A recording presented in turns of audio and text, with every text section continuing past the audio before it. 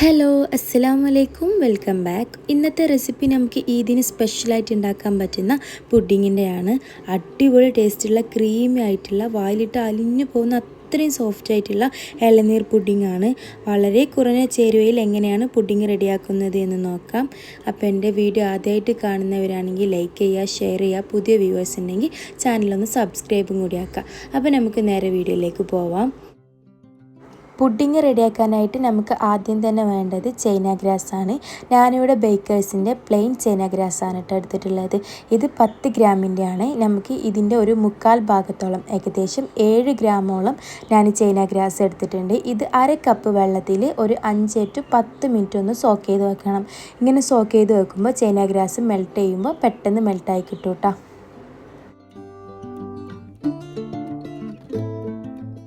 എന്നിട്ട് ഇതാ ഞാനൊരു സോസ് പാൻ എടുത്ത് വെച്ചിട്ടുണ്ട്. ഇതിലേക്ക് നമ്മൾ 10 മിനിറ്റ് കുതിർത്ത് വെച്ചിട്ടുള്ള ചൈന ഗ്രാസ് ചേർത്ത് കൊടുക്കുക.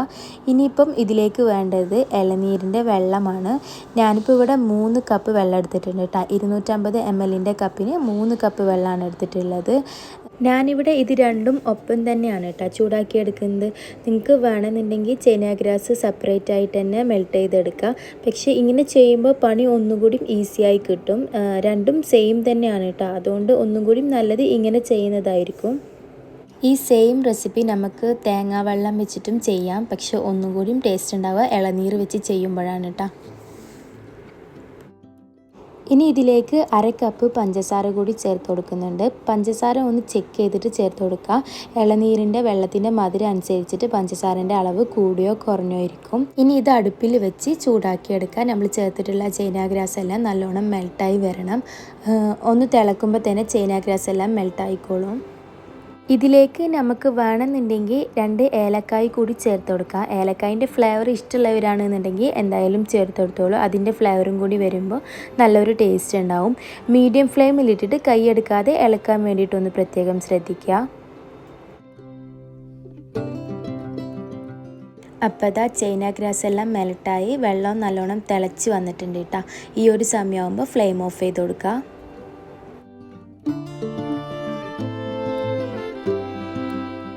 ഇനിയിപ്പം ഇത് സെറ്റ് ചെയ്യാനായിട്ട് ഒരു ട്രേയിലേക്ക് ഒഴിച്ചു കൊടുക്കുക. അരിപ്പയിലൂടെ അരിച്ചിട്ട് ഒഴിച്ചെടുക്കാൻ വേണ്ടിയിട്ട് നോക്കുക.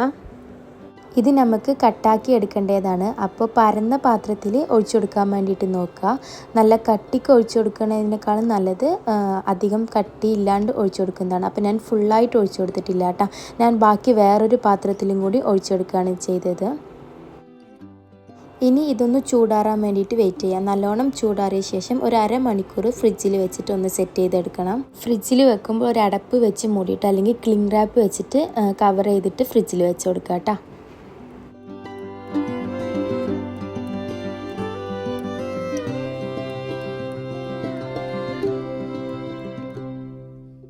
ഇനിയിപ്പം ഈ പുഡിങ്ങിലേക്ക് വേണ്ടിയിട്ട് ഒരു മിക്സ് റെഡിയാക്കി എടുക്കണം. അതിനായിട്ട് ഒരു മിക്സിൻ്റെ ജാറിലേക്ക് ഞാൻ ഇളനീരിൻ്റെ പൾപ്പ് ചേർത്ത് കൊടുത്തിട്ടുണ്ട്. ഏകദേശം 3 ഇളനീരിൻ്റെ പൾപ്പ് എടുത്തിട്ടുണ്ട് കേട്ടോ. അധികം മൂക്കാത്ത ഇളനീർ എടുക്കാൻ വേണ്ടിയിട്ട് നോക്കുക. ഇനി ഇതിലേക്ക് ഒരു 1/4 കപ്പ് കണ്ടൻസ്ഡ് മിൽക്ക് മസ്റ്റായിട്ടും ചേർത്ത് കൊടുക്കണം. ഈ 1/4 കപ്പ് കണ്ടൻസ്ഡ് മിൽക്ക് സ്കിപ്പ് ചെയ്യാൻ പാടില്ല. ഞാനിനി ഇതിലേക്ക് 1/4 കപ്പും കൂടി കണ്ടൻസ്ഡ് മിൽക്ക് ചേർത്ത് കൊടുക്കുന്നുണ്ട്. ടോട്ടൽ 1/2 കപ്പ് കണ്ടൻസ്ഡ് മിൽക്കാണ് കേട്ടോ ചേർത്ത് കൊടുക്കുന്നത്. നിങ്ങൾക്ക് ഇതിന് പകരം 1/4 കപ്പ് കണ്ടൻസ്ഡ് മിൽക്കും പ്ലസ് ഒരു 4 ടേബിൾ സ്പൂൺ പഞ്ചസാര ചേർത്ത് കൊടുത്താലും മതി. ഇനി ഇതിലേക്ക് ഞാൻ 1 കപ്പ് പാലും കൂടി ചേർത്തിട്ട് മിക്സിയിൽ നല്ലോണം പേസ്റ്റാക്കി എടുക്കുന്നുണ്ട്.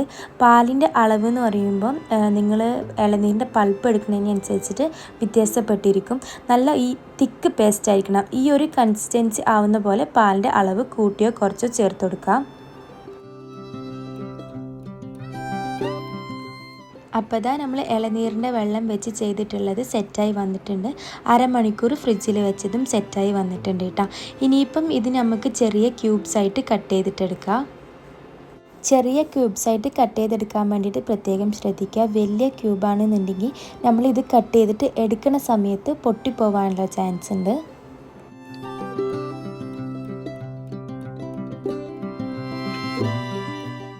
ഇനി ഇതൊരു സ്പൂണ് വെച്ചിട്ടോ അല്ലെങ്കിൽ ഒരു സ്പാച്ചില വെച്ചിട്ടോ ഒന്ന് നല്ലോണം ഇളക്കി കൊടുക്കുക. ഞാൻ ഈ ഒരു ട്രേയിൽ തന്നെയാണ് പുഡിങ് സെറ്റ് ചെയ്തെടുക്കുന്നത് കേട്ടോ. ഇനിയിപ്പോൾ നമ്മൾ നേരത്തെ പേസ്റ്റാക്കി വെച്ചിട്ടുള്ള ആ ഒരു ഇളനീരിൻ്റെ പൾപ്പ് ഇതിലേക്ക് ചേർത്ത് കൊടുക്കുക. ഈ ഒരു പുഡിംഗ് എന്ന് പറയുമ്പോൾ നമുക്ക് ഡെസേർട്ട് പോലെ കഴിക്കാൻ പറ്റിയിട്ടുള്ള ഒരു കൺസിസ്റ്റൻസിയിലാണ് കേട്ടോ ഉണ്ടാവുക. പുഡിംഗ് പോലെ കട്ട് ചെയ്തെടുക്കാൻ പറ്റിയിട്ടുള്ള ആ ഒരു കൺസിസ്റ്റൻസിയിലല്ല ഉണ്ടാവുക. അപ്പം നമ്മൾ ഉണ്ടാക്കി വെച്ചിട്ടുള്ള മുഴുവനും ഇതിലേക്ക് ചേർത്ത് കൊടുത്തിട്ടുണ്ട്. ഇനിയിപ്പം ഒരു സ്പാച്ചിൽ വെച്ചിട്ട് ഇതൊന്ന് നല്ലോണം മിക്സ് ചെയ്ത് കൊടുക്കാം കേട്ടോ.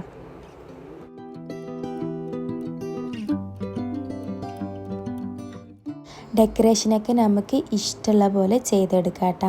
ഞാനിപ്പോൾ ഇവിടെ നേരത്തെ മാറ്റി വെച്ചിട്ടുള്ള ആ ഒരു ഇളനീരിൻ്റെ വെള്ളം വെച്ച് ഉണ്ടാക്കിയിട്ടുള്ള ആ ഒരു ക്രിസ്റ്റലാണ് കേട്ടോ അതിൻ്റെ മുകളിലേക്ക് വെച്ച് കൊടുക്കുന്നത്. ഈ ഒരു ക്രിസ്റ്റൽ കഴിക്കാൻ നല്ല ടേസ്റ്റാണ് കേട്ടോ. നമ്മുടെ വായിലിട്ട് കഴിഞ്ഞാൽ അലിഞ്ഞു പോകും. നല്ലൊരു ടേസ്റ്റായിട്ടുള്ള ക്രിസ്റ്റലാണ്. അപ്പോൾ ഞാൻ ഇതിൻ്റെ മുകളിലേക്ക് അത് ഫുള്ളായിട്ട് ആക്കി കൊടുത്തിട്ടുണ്ട് കേട്ടോ. ഇങ്ങനെ തന്നെ നമുക്ക് കട്ട് ചെയ്ത് കഴിക്കാം. ഞാനിപ്പോൾ ഒരു ഭംഗിക്കും പിന്നെ വായിൽ അലിഞ്ഞു പോകുന്ന ആ ഒരു പുഡിംഗ് ആയതുകൊണ്ട് ഇടയിലൊരു കടിക്കാൻ കിട്ടാൻ വേണ്ടിയിട്ടും ഞാൻ ഇതിൻ്റെ മുകളിലേക്ക് കുറച്ച് നട്ട്സ് ചേർത്ത് കൊടുക്കുന്നുണ്ട് കേട്ടോ. നമുക്ക് ഇഷ്ടമുള്ള നട്ട് വേണമെങ്കിൽ ചേർത്ത് കൊടുക്കുക, അല്ലെങ്കിൽ നമുക്കിങ്ങനെ പ്ലെയിൻ ആയിട്ടും സെർവ് ചെയ്യാം കേട്ടോ. ഞാനിപ്പോൾ ഇവിടെ കുറച്ച് ബദാമും അതേപോലെ പിസ്തയാണ് കേട്ടോ ചേർത്ത് കൊടുത്തിട്ടുള്ളത്.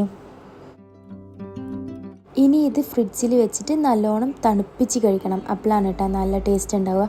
ഫ്രീസറിലല്ല, ഫ്രിഡ്ജിൽ ഒരു അരമണിക്കൂർ വെച്ചിട്ട് വേണം കേട്ടോ കഴിക്കാൻ. അപ്പോൾ ഞാനിതാ ഫ്രിഡ്ജിൽ ഒരു അരമണിക്കൂർ വെച്ച് നല്ലോണം തണുപ്പിച്ചെടുത്തിട്ടുണ്ട് കേട്ടോ.